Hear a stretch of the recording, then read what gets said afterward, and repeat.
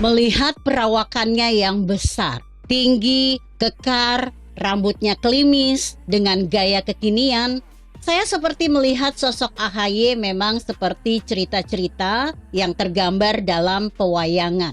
Bisalah dekat dengan sosok Gatot Kaca. Atau film-film India, ia digambarkan seperti tokoh kesatria dan menjadi idola para wanita. Berbaju elegan dengan muka yang benar-benar laki, bahkan maaf, bukan saja dikagumi oleh kaum Hawa, tetapi juga mereka yang punya orientasi menyukai sesama jenis. Ia benar-benar mengukur bahasa tubuh, pilihan kata, dan juga mencoba menerapkan gaya pidato seperti saat masih menjadi tentara aktif. Berkobar-kobar dengan pilihan diksi yang sudah terprogram. Gaya militernya masih kental terlihat. Sebagian anak muda yang melihat sosok tokoh politik yang mendekati sempurna secara fisik pasti melihat AHY. Apa sih yang kurang dari dirinya? Pintar? Ya. Pendidikan tinggi sampai ke luar negeri? Ya. Istri cantik dan artis? Iya. Selebritis? Bisa masuk kategori itu. Mengingat gaya hidupnya yang memang penuh dengan gaya hidup yang mendekati orang-orang yang terbilang selebritas. Tetapi apakah orang benar-benar mengidolakannya ketika dalam setiap pidatonya ia selalu bernostalgia pada era Presiden ke-6 alias orang tuanya sendiri?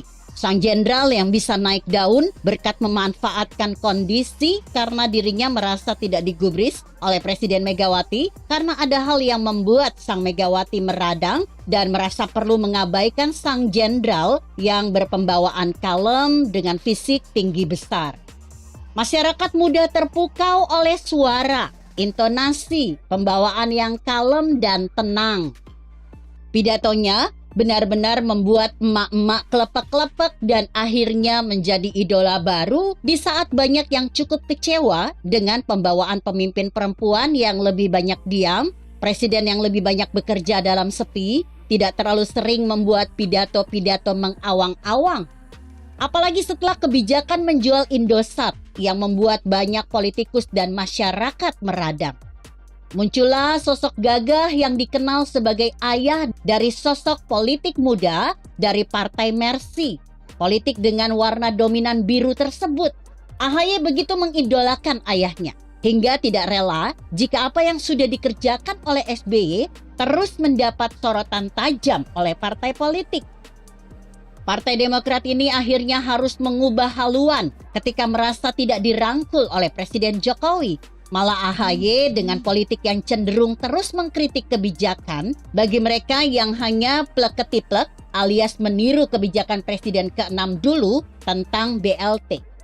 Bahkan di waktu lain, sang anak mantan presiden itu terus melancarkan perang dengan mengatakan bahwa pemerintahan Jokowi hanya gunting pita atas perencanaan, blueprint infrastruktur dan proyek-proyek SBY yang sudah selesai 70-80%. Bahkan juga AHY menyerang bahwa pemerintahan Jokowi tidak tahu terima kasih atas jasa-jasa pemerintahan sebelumnya.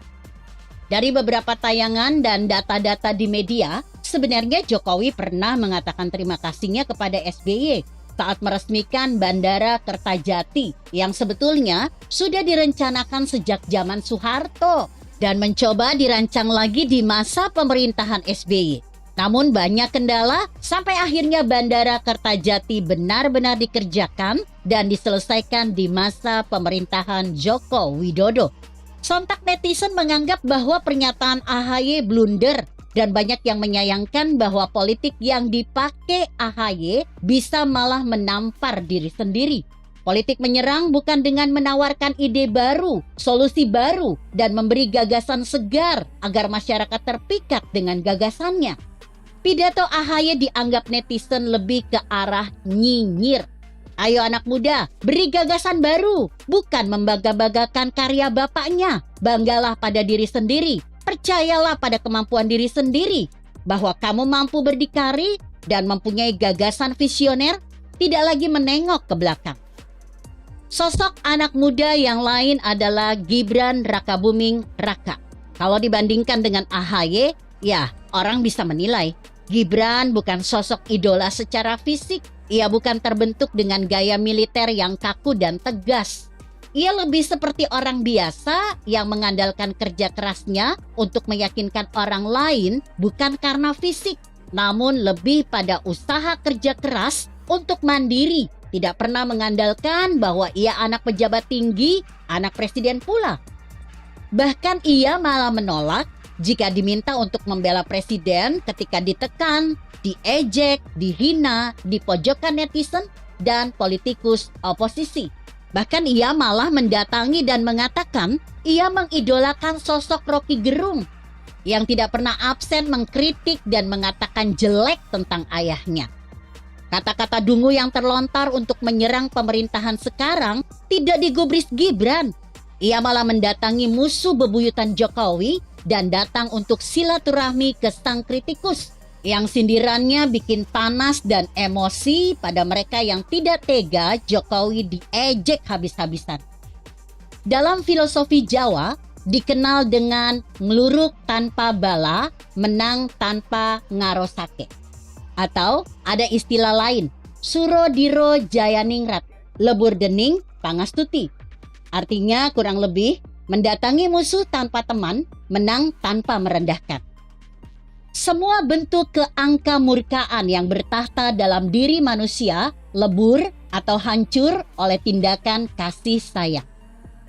Kalau AHY lebih memilih menyerang dan mengandalkan kesuksesan ayahnya, Gibran lebih senang pencapaian kesuksesan dihargai oleh usaha sendiri. Dia tidak suka jika harus menilai pencapaian ayahnya karena ia ingin dihargai bukan sebagai anak presiden, tapi karena dirinya sendiri. Begitu kesan yang bisa dipetik dari tipikal seperti Gibran. Ia tidak suka dibanding-bandingkan. Ojo dibandingke.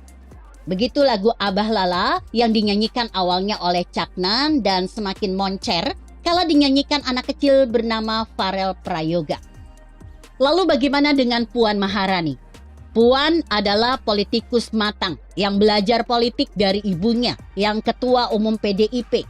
Ia cukup lama terjun ke politik, belajar dan kemudian mendapat posisi sebagai anggota DPR. Sempat didapuk menteri di awal masa jabatan Jokowi dan ketika pada 2019 ia mendapat mandat sebagai ketua DPR. Secara pengalaman, jelas ia lebih pengalaman dibandingkan AHY dan Gibran. Ia sudah terbiasa dengan intrik-intrik politik. Partai tempat bernaungnya banteng moncong putih sudah menggemblengnya menjadi politikus yang matang. Namun lagi-lagi secara popularitas, ia masih kalah jauh dengan Ganjar, Anies, dan Prabowo Subianto. Kalau mau mengajukan diri menjadi calon presiden, ia harus bekerja keras agar suaranya terdongkrak signifikan. Namun bukan hal mudah menaikkan popularitas dalam waktu sekejap. Bahkan dari banyaknya diskusi dan komentar di medsos, semesta alam tampaknya masih meragukan kapasitas dan kapabilitas Puan Maharani. Meskipun ia adalah putra mahkota ketua umum, cucu dari legenda demokrasi dan pencetus kemerdekaan, Soekarno. Secara biologis dan ideologis, ia mungkin mewarisi terah Soekarno. Tapi kenyataannya, banyak masyarakat menilai sekarang bukan lagi karena keturunan siapa, tetapi lebih pada rekam jejak dan kerja nyata. Masyarakat lebih melihat Puan bukan orang yang pandai bicara, lebih banyak bekerja dalam diam, sehingga banyak orang kurang mengenal kualitas kepemimpinannya. Puan dikenal lebih karena ia anak Megawati, mantan presiden dan ketua umum dari partai besar. Sedangkan prestasi individunya tidak banyak orang mengenalnya. Bagaimana meyakinkan masyarakat agar Puan dikenal? Bukan dengan spanduk dan banner yang dipajang di mana-mana, tetapi lebih pada kepedulian, jejak kedekatannya dengan masyarakat. Bukan karena gimmick hanya saat mendekati pemilu, tetapi karena memang kemampuan diri sendiri yang terbiasa dekat dengan rakyat. Itu yang belum ditunjukkan oleh Puan, AHY, dan sebagian anak-anak pejabat yang masih mengandalkan popularitas orang tuanya. Jadi bagi Anda yang menginginkan sosok pemimpin negara masa depan Siapa di antara anak presiden yang punya kans besar meneruskan jejak menjadi pemimpin tertinggi negara ini? Hanya alam yang tahu dan tentu usaha mereka sendiri untuk merebut simpati masyarakat. Salam damai selalu. Begitu kira-kira.